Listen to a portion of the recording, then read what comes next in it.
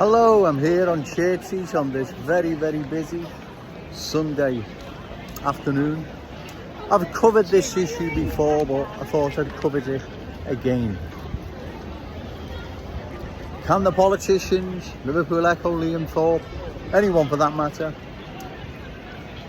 can they let the people of Liverpool know whether or not the new arrivals being dispersed in our glorious city, is it continuous and indefinite, or is there a cut-off point, say 224, 225, or is it continuous, is it indefinite? Well, I already know the answer to that, but I thought I would address this thorny issue once again, given no one else will. Because if the new arrivals being dispersed in our glorious city is continuous and indefinite, then what's the city going to be like in 5 years' time? Or 10 years' time? Let's say 10 years' time. 10 years' time is not a very long time. Most in the city will still be here, but nearly, probably 99% still will be. So 5 to 10 years is not really a long time.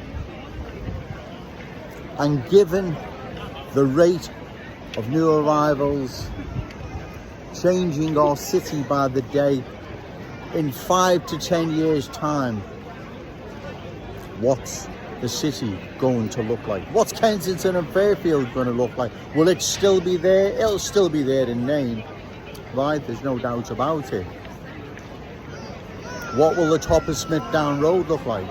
Well, exactly. So this is serious. It needs addressing. It needs talking about.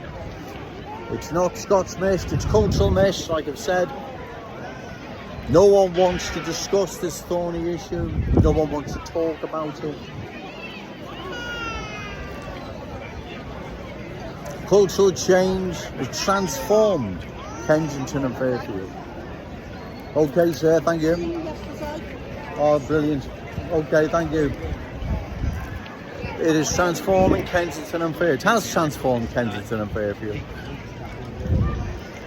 It's changed the top of Smithdown Road to a very unsavoury, unfriendly, scary place.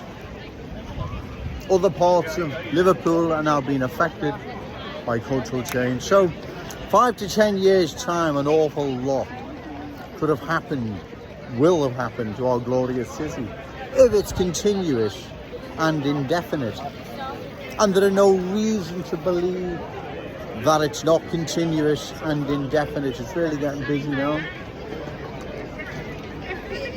So I know the answer, I believe I do, to that thorny question, but it needs raising again, because I make these videos and no one seems to want to answer these thorny questions. Liverpool Echo, Liam Thorpe, Paul Barker, the MP for Wavertree, who I'll be challenging in the constituency of Wavertree next year's general election, hopefully. None of these people are the councillors for Kensington, Liam Robinson, Wendy Simon, Liz Parsons. No one wants to discuss cultural change and its impact on this city. And is it continuous and is it indefinite? Or is there a cut-off point, say 224, 225? No one wants to talk about it. So Joe Owens has to make these videos out to bring this message to the good people of this city, because if I don't, no one will. And if no one else does, then we're going to lose our city. There is no ifs or buts. We will lose our Scouse character, identity, culture, and it will be replaced by a completely different one. We can see that change happening right across our city, in particular Kensington and Fairfield, the top of Smithdown Road. So it's not Joe Owens making this up, it's not Scots mist, it's cultural mist, right? Getting really busy. Well, like I say, is the cultural change that is happening in our city, the new arrivals coming in, Will it be continuous and indefinite, or is there a stop-off point? I know I keep repeating myself, but I have to, right, to make my point. Why is Joe Owens the only person discussing what is happening to our city? No one wants to talk about it, like I said. At one time, the Echo, Liverpool Echo, couldn't wait to grace the pages of its paper with Joe Owens. Now I'm begging for an interview. They don't want to know. None of the politicians, they don't want to talk about what's happening. None of them at all. They just want to pretend it doesn't exist, it'll go away. And it's not cultural mist, it's actually Scots mist. Joe Owens has got it wrong. Well, it's not Scots mist, it's cultural mist, and it's real and present.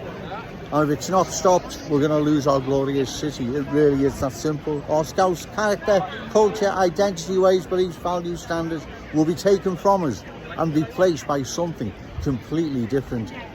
I'll have to go now, folks. It's getting really, really busy. Okay, thank you.